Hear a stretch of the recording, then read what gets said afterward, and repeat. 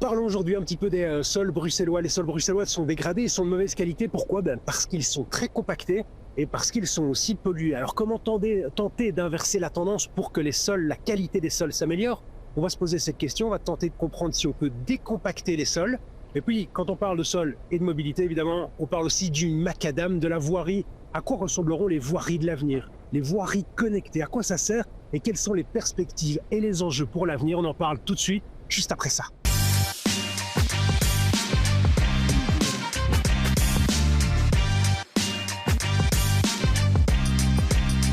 Bonsoir à toutes, bonsoir à tous, bienvenue dans le tram. On va parler des sols bruxellois, les sols qui sont enneigés aujourd'hui, mais qui ne le seront plus pour très longtemps, et les sols qui sont dégradés pour différentes raisons à Bruxelles. On va en parler avec vous, Saïd El Fadili. Vous êtes responsable de la division sol à Bruxelles Environnement. Je voyais différents chiffres, 40% des sols bruxellois sont dégradés, 60%, je voyais même à un moment 98% des sols bruxellois sont dégradés selon les standards européens. Quel est votre chiffre à vous du côté de Bruxelles Environnement? Alors, le chiffre officiel à Bruxelles Environnement est de 60% de sols dégradés. Qu'est-ce que ça veut dire? Alors, ça veut dire que le sol ne peut plus remplir ses fonctions habituelles, le support à la végétation, le support à l'agriculture, l'infiltration des eaux pluviales, par exemple. Et il suffit d'avoir une dégradation. Alors, il y a différents types de dégradation. Il y a ce qu'on appelle la compaction. Oui. La compaction, le sol, le passage de machines régulier, le piétinement, dans un parc par exemple. Donc, votre sol, à la base, il contient de l'eau et de l'air. Ou alors, évidemment, quand une route est construite, ça compacte le sol aussi. Voilà, ça compacte le sol. Vous avez l'érosion aussi. On a pas mal de terrains à Bruxelles qui sont victimes d'érosion et du coup, il y a le sol qui part. À cause de l'eau, ça? À cause de l'eau et à cause de la faiblesse des pentes. Et vous avez votre sol qui va en fait partir en fond de vallée. D'accord. Mais vous avez aussi l'imperméabilisation, tout simplement parce que vous allez bétonner le sol et du coup, en fait, c'est aussi une forme de dégradation. Vous avez la perte de la matière organique. Vous savez, la matière organique, c'est important, hein, c'est le carburant. C'est le carbone, en fait, qui vient du compost, du terreau et autres, etc. Mais il faut savoir qu'il y a de la matière organique qui est tout à fait naturelle dans le sol, avec la décomposition des végétaux qui sont sur le sol. Et ça, quand on n'en a absolument plus du tout, ou presque plus rien, on est proche de zéro, vous pouvez difficilement espérer que vos plantes vont pousser parce qu'il n'y a plus rien, il n'y a plus de carburant. Et vous avez aussi un manque de nutriments, il faut aussi des nutriments. Et souvent, en fait, on les a dans un sol qui est dit sain, mais quand un sol est dégradé, eh bien, on perd à cause de l'érosion. Quand vous avez votre sol qui est parti, il n'y a plus de matière organique, il n'y a plus de nutriments. C'est un problème, ça? On est en ville. Après tout, c'est normal que les sols soient compactés. Est-ce que c'est un problème? Alors, nous sommes en ville, oui, mais une ville est multifonctionnelle. Une ville n'est pas simplement, le sol en ville n'est pas simplement là pour supporter des bâtiments et des routes. Un sol en ville est là aussi pour rendre des services à l'humanité, aux Bruxelloises et aux Bruxellois. Par exemple, pour éviter les inondations, il faut avoir des sols non dégradés, non compactés, pour que l'eau pluviale puisse s'infiltrer dans le sol. Ça, c'est une raison aussi autre que le support de bâtiments. Vous pouvez aussi avoir, en tant que Bruxelloises et Bruxellois, l'envie de cultiver des légumes et des fruits dans votre jardin. Mais il faut un sol qui soit sain.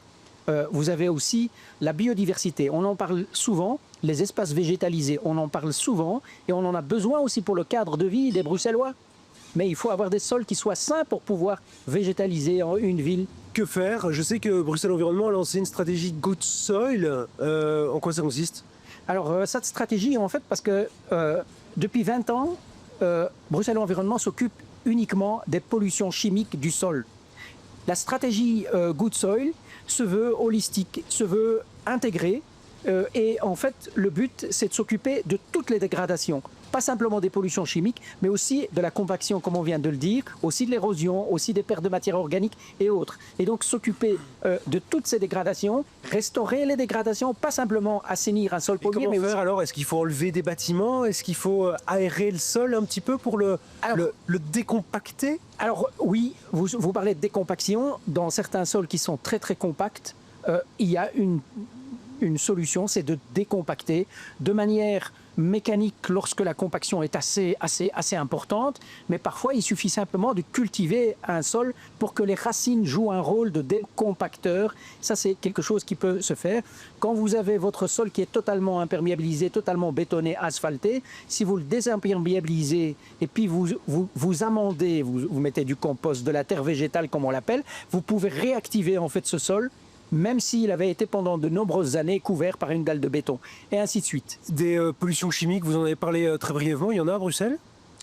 Alors oui, 20% de la surface régionale bruxelloise est potentiellement polluée ou polluée, mais heureusement que nous avons une législation à Bruxelles depuis 20 ans, et donc il y a déjà énormément de sites qui ont été traités et qui ont été réaffectés à des parcs, à des potagers, ou à du logement, ou à des crèches, ou à des hôpitaux. Et donc sur les questions de pollution de sol, nous sommes déjà bien plus loin que la majorité des pays européens, par exemple. Il y a une carte interactive de la qualité des sols. Comment ça fonctionne, ça? Je l'ai retrouvé un petit peu en allant sur votre site. Alors, il y a différentes cartes en ce qui concerne la qualité des sols à Bruxelles. Alors, vous faites référence à la carte de la santé des sols. Cette carte-là, en fait, elle reprend toute une série d'analyses que Bruxelles Environnement fait lui-même via ses experts, parce que Bruxelles Environnement travaille avec des experts agréés, où nous analysons des terrains qui sont publics, qui appartiennent à des opérateurs publics bruxellois, mais aussi des terrains qui sont privés, un particulier. Moi, par exemple, je peux demander à avoir mon sol testé sur Exactement, vous pouvez, sur notre site internet, en fait, si vous allez simplement dans les pages Good Soil, vous pouvez en fait trouver un formulaire en disant je souhaite demander une analyse de mon sol. Et ça se passe comment? Il y a quelqu'un qui vient chez moi, ou alors c'est moi qui dois le tester moi-même? Alors, il y a deux manières de faire. Alors, il y a une manière qui est plutôt analytique. On vous envoie un expert agréé qui va venir, il prend rendez-vous avec vous et qui vient prendre un échantillon qu'il va soumettre au laboratoire. On va l'analyser et puis on va vous transmettre un rapport avec des recommandations, comment soigner votre sol. Ça, c'est une manière, donc ça, c'est des analyses de labo et avec des experts. Il y a une autre manière, un outil que nous avons développé, destiné purement aux citoyens, parce qu'il ne faut pas être un ingénieur des sols pour pouvoir le faire. Et ça, c'est un test qu'on appelle Test ton sol. De nouveau sur notre site internet, et là on explique de manière assez didactique. Il y a des vidéos en fait qui expliquent comment simplement prélever soi-même un échantillon, l'observer et attribuer une cotation, et puis vous allez sur une plateforme qui s'appelle Bruxelles de Bruxelles Environnement, vous encodez tout ça, et puis Bruxelles Environnement vous envoie une fiche concernant l'état de votre sol. Merci Saïd. Voilà donc pour le premier volet consacré aux terres qu'on a sous nos pieds. Mais quand on parle des sols et quand on parle de mobilité, on parle évidemment des voiries. Alors à quoi elles ressembleront les voiries du futur, les routes du futur? On en parle juste après ça. Et on poursuit avec vous, Anna Debauche. Bonsoir, merci d'être avec nous. Vous travaillez au Centre de recherche routière. Vous êtes responsable des infrastructures design et des diagnostics routiers. C'est quoi tout d'abord ce centre de recherche? Alors, c'est un centre de recherche fédéral qui travaille pour la profession routière dans son ensemble. C'est-à-dire qu'on travaille pour les entrepreneurs de travaux de voirie et pour les gestionnaires de voirie, donc aussi bien les gestionnaires régionaux que communaux, puisque 90% du réseau de voirie reste dans les mains des communes. Donc c'est un acteur aussi pour lequel on travaille. Quand on construit des routes, aujourd'hui en 2025, on fait plus attention à cette question des sols qu'on évoquait juste avant? Ah oui, tout à fait. Donc un des enjeux majeurs auxquels on doit faire face aujourd'hui et qui va devenir vraiment prépondérant demain, c'est ce qu'on appelle la résilience des infrastructures.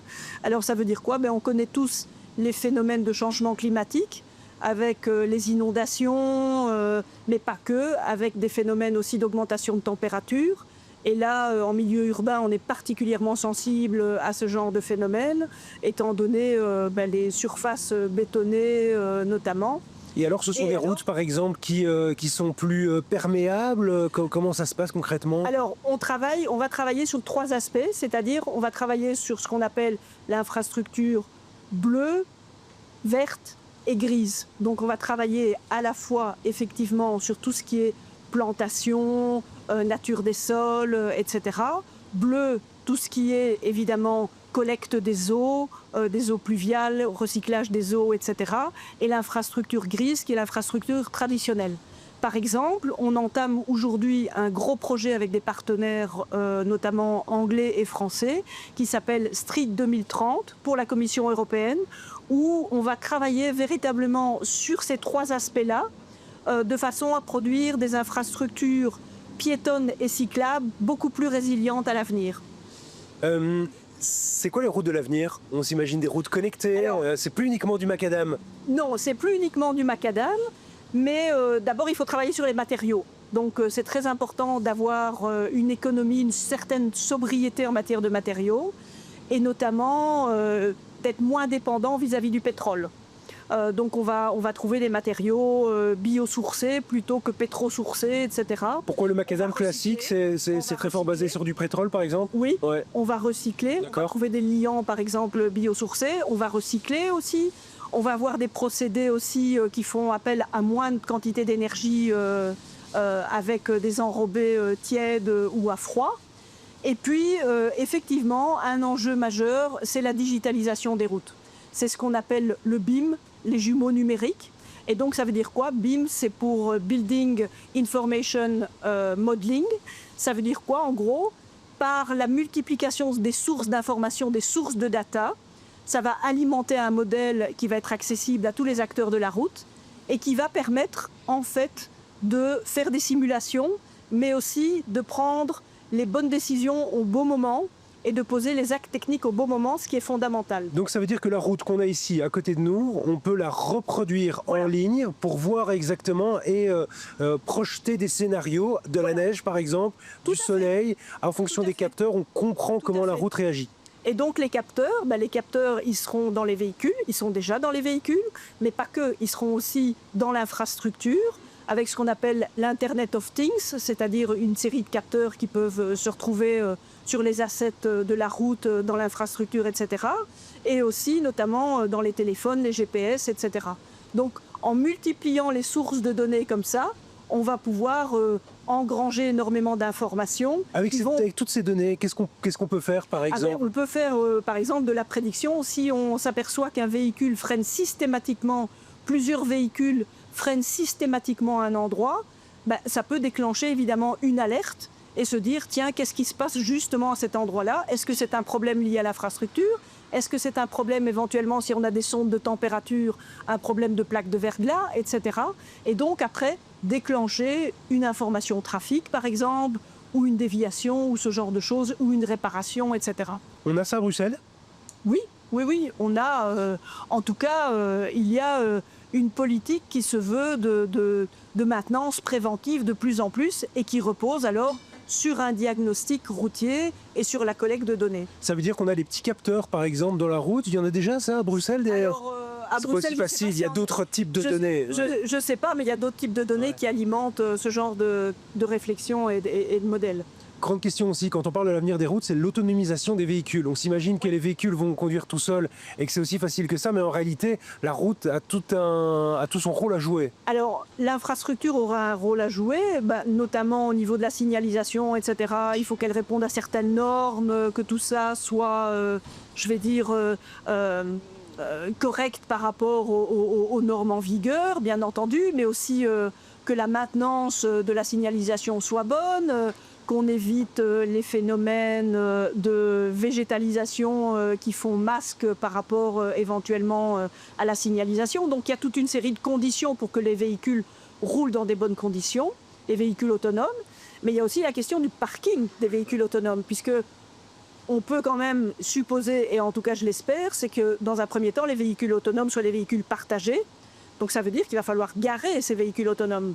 J'ai encore une toute petite question, Wenda. Il y a de plus en plus d'usagers, on en parle chaque semaine dans le tram sur la route. Il y a de plus en plus de vitesses différentes. Comment est-ce que les routes connectées peuvent justement trouver des solutions par rapport à tous ces usagers et cet espace qui n'est pas extensible dans la voirie? Ah oui, effectivement, l'espace est contraint en milieu urbain.